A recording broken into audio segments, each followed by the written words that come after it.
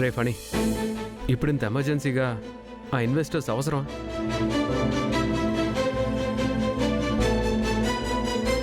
Board of directors approval కూడా తీసుకోకుండా మనం ఇంత పెద్ద స్థాయిలో ఇన్వెస్టర్స్తో టైఅప్ పెట్టుకోవడం ఎందుకు? రే అనంత్, ఈ ఇన్వెస్టర్ వల్ల మన కంపెనీ గ్లోబల్ రేంజ్లో డెవలప్ అయ్యే ఛాన్స్ ఉంటుందిరా. ఇలాంటి ఇన్వెస్టర్ని మనం ఇప్పుడు మిస్ చేసుకుంటే మన కంపెనీని ఎక్స్పాండ్ చేయడానికి కానీ డెవలప్ చేయడానికి కానీ కనీసం 10 ఏళ్ళు పడుతుంది. అందుకే ఆ ఇన్వెస్టర్ మన నుంచి పోకుండా ఉండడానికే నేను ఇంత తొందరపడుతున్నాను. అయినా బోర్డ్ ఆఫ్ డైరెక్టర్స్ ని ఎలా ఒప్పిస్తారు? బామ్మే ఒప్పుకున్న తర్వాత బోర్డ్ ఆఫ్ డైరెక్టర్స్ ఎందుకు ఒప్పుకోకుండా ఉంటారు? హేరా అనంతు, పనిగాడు చాలా కష్టపడి ఇన్వెస్టర్స్ను పట్టుకొని అందరినీ ఒప్పించి చాలా కష్టపడుతుంటే నువ్వు మాత్రం వాడి మీద అనుమాన పడతావేంట్రా?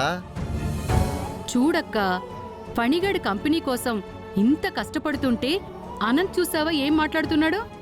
పిని బాబాయ్,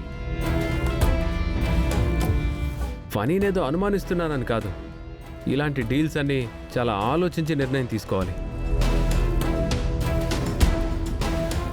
దానికోసం కొంచెం టైం అన్నా ఉంటే అసలు ఆ ఇన్వెస్టర్స్ ఎవరు, ఆయన బ్యాక్గ్రౌండ్ ఏంటి, మొత్తం అంతా కనుక్కొని అప్పుడు మనం ఫర్దర్ స్టెప్ తీసుకోవచ్చు.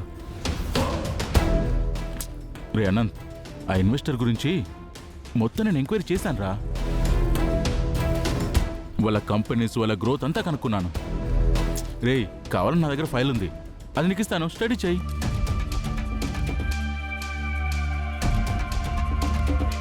అప్పుడు నీకు వాళ్ళ కెపాసిటీ అర్థమవుతుంది. అలాగే మన కంపెనీని నేను ఎలా డెవలప్ చేయాలనుకుంటున్నానో కూడా నేను నీకు ప్రజెంటేషన్ ఇస్తాను.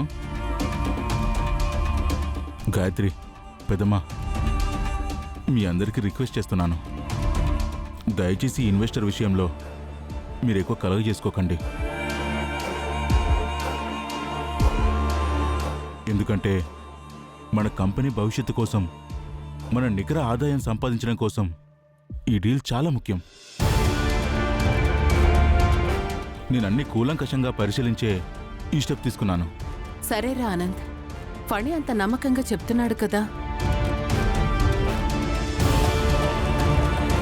అదే ఈ పార్టీకి మా అత్తయ్య గారు ఉండుంటే, ఒక నిర్ణయం తీసుకుని ఉండుంటే ఎవరైనా ఇలా మాట్లాడగలిగేవారా? ఎవరైనా ఈ టైఅప్ ని అనుమానించేవాళ్ళ? సర్లేండి, ఇప్పుడు ఆ గొడవలెందుకు. రేపొద్దున్న పూజ ఉంది కదా, త్వరగా పడుకోండి. గాయత్రి, ఆనంద్, మీరు వెళ్ళి పడుకోండి.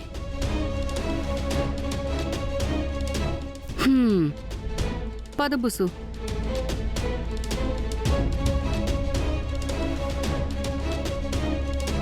అమ్మయ్యా, నేను తెచ్చిన ఈ డూప్లికేట్ విగ్రహం గురించి ఎవ్వరు ఏమీ అడగలేదు.